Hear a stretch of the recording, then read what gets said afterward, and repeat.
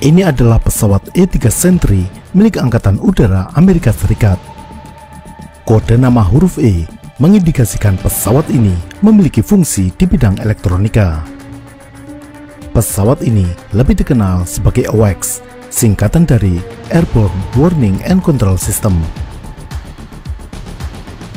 Pesawat militer ini memang tidak dilengkapi dengan senjata, tetapi meskipun tidak memiliki kekuatan penghancur, keberadaan pesawat ini bisa menjadi kunci kemenangan dalam pertempuran udara. Selain E-3 Sentry, ada beberapa pesawat lainnya yang memiliki fungsi yang sama. Sesama dari Amerika, ada E-2 Hawkeye yang berukuran lebih kecil dan menggunakan baling-baling. Rusia memiliki A-50 Smel yang menggunakan platform Ilyushin IL-76. Cina juga memiliki pesawat serupa yang berbasis Ilyushin 76, namun dengan avionik dan radar buatan sendiri. Pesawat ini diberi nama KJ-2000 atau Kongqing Lianjian yang secara harfiah berarti peringatan udara 2000. India juga mengembangkan pesawat semacam ini menggunakan platform Embraer EMP-145. Pesawat ini diberi nama Netra. Bagi orang Indonesia, tidak perlu dijelaskan apa arti Netra. Kemudian ada Arieye atau Global Eye buatan Saab dari Swedia. Dan masih ada beberapa jenis lainnya, termasuk yang menggunakan helikopter sebagai platformnya.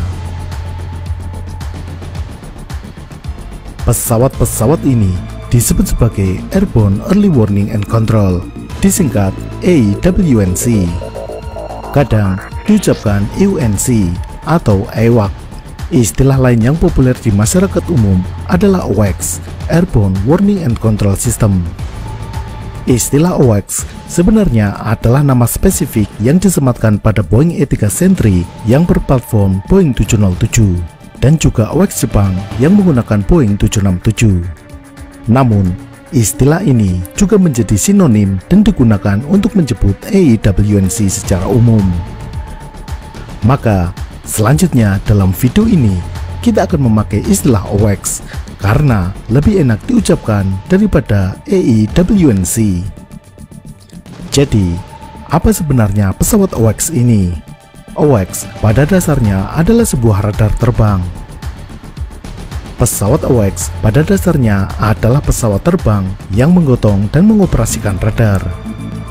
Maka dari itu, pesawat AWACS biasanya dibuat dengan menambahkan perangkat radar pada pesawat terbang yang sudah ada.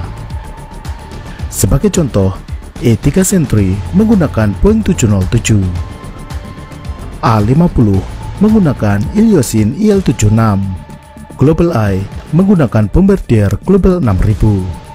Kecuali E-2 Hawkeye, pesawatnya dibuat khusus dari awal. Bahkan kebalikannya, berbasis E-2 Hawkeye kemudian dibuat versi kargonya menjadi C-2 Greyhound. Lalu, apa yang membedakan antara radar yang dibawa pesawat ini dengan radar yang berada di darat? Bukankah radar di darat bisa dibuat dengan ukuran lebih besar dan memungkinkan suplai listrik yang besar dan terus-menerus?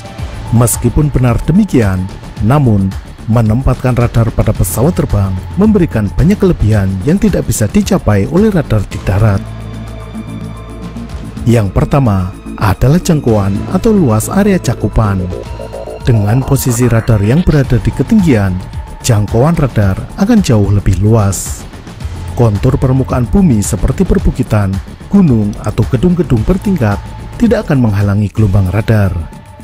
Radar di darat juga tetap memiliki keterbatasan jangkauan meskipun berada pada wilayah yang rata, misalnya permukaan laut. Ada faktor penghalang yang tidak mungkin dihindari, yakni lengkungan bumi. Objek di kejauhan akan tertutup horizon atau garis cakrawala. Jarak garis cakrawala dari ketinggian mata manusia yang berdiri di tepi pantai hanya sekitar 5 km. Jika antena radar ditempatkan setinggi 20 meter, maka garis cakrawala akan berjarak 16 km. Objek di permukaan laut yang berada lebih jauh dari 16 km tidak akan terdeteksi. Semakin jauh, area gelap ini semakin tinggi. Dengan ketinggian antena radar 20 meter dari permukaan laut, pesawat terbang musuh yang terbang rendah sekitar ketinggian 100 meter di atas permukaan laut baru akan terdeteksi di jarak 60 km. Padahal, jangkauan gelombang radar sebenarnya bisa mencapai ratusan kilometer. Selama musuh terbang rendah dan menjaga jarak, maka dia tidak akan terdeteksi. Tetapi, dengan membawa terbang radar di ketinggian, masalah ini akan teratasi. Area yang tadinya tertutup kontur pegunungan dan lengkungan bumi, kini tidak lagi tersembunyi. Pesawat musuh tidak bisa lagi menghindari deteksi radar dengan cara terbang rendah. Memang, di darat ada teknologi radar OTH atau Over the Horizon, disebut juga BTH atau Beyond the Horizon. Radar ini menggunakan gelombang frekuensi rendah yang bisa dipantulkan ke ionosfer atau frekuensi sangat rendah yang bisa dibiaskan mengikuti kontur bumi. Namun, kelemahan radar ini membutuhkan antena yang sangat besar dan akurasinya atau resolusinya sangat rendah. Hanya bisa mendeteksi ada objek di kejauhan, tetapi tidak bisa dengan akurat mengukur jarak, ketinggian, dan arah objek tersebut. Maka, untuk deteksi jarak jauh yang akurat, solusinya tetap pesawat AWACS. Pesawat AWACS yang terbang setinggi 9 km mampu mendeteksi objek terbang rendah hingga jarak 400 km dan mencakup area 312.000 km persegi. Jika pesawat itu terbang di atas kota Magelang, radarnya bisa mencakup 80% Pulau Jawa. Pesawat AWACS Amerika yang terbang di wilayah perbatasan Polandia-Ukraina bisa mencakup hampir seluruh bagian barat wilayah Ukraina, mendeteksi setiap pesawat Rusia dan menginformasikannya kepada Ukraina. Jadi, meskipun radarnya mungkin tidak sekuat radar di darat karena keterbatasan sumber tenaga, namun dengan posisinya, radar pesawat AWACS memiliki jangkauan berkali-kali lipat. Kemudian, kelebihan kedua adalah mobilitas. Karena berada pada platform pesawat, maka radar ini memiliki mobilitas yang tinggi. Radar bisa berpindah-pindah dengan mudah. Ini sebenarnya sangat cocok untuk negara dengan wilayah yang luas seperti Indonesia. Jika ada ancaman di suatu wilayah, maka pesawat AWACS bisa diterbangkan untuk memantau wilayah tersebut. Karena mobilitasnya ini juga menjadikannya lebih sulit untuk dihancurkan musuh. Radar di darat jelas tidak bisa menghindar jika diserang musuh. Bahkan bisa diserang tidak hanya dari udara, namun juga dari darat, misalnya dengan artileri. Dan saat ini juga sangat rentan oleh serangan drone kamikaze atau loitering munition. Pesawat AWACS bisa terbang menghindar jika ada ancaman mendekat. Kelebihan ketiga, pesawat ini memiliki kemungkinan lebih besar untuk bisa mendeteksi pesawat dengan teknologi stealth atau siluman. Geometri atau bentuk pesawat siluman saat ini dirancang flat di bagian bawah untuk menghamburkan gelombang radar. Ini berarti memang dirancang untuk gelombang radar dari bawah. Di bagian atas masih ada permukaan melengkung yang lebih memantulkan gelombang radar. Maka dengan deteksi dari atas, kemungkinan berhasil mendeteksi lebih besar. Pesawat AWACS memberikan keuntungan yang besar dalam pertempuran udara ke udara. AWACS bisa membagikan hasil deteksi radarnya ke pesawat-pesawat tempur kawan. Dengan demikian, pilot-pilot pesawat tempur memiliki kesadaran situasional yang lebih tinggi. Dia bisa mengetahui posisi pesawat tempur musuh di segala arah, tidak hanya di depan.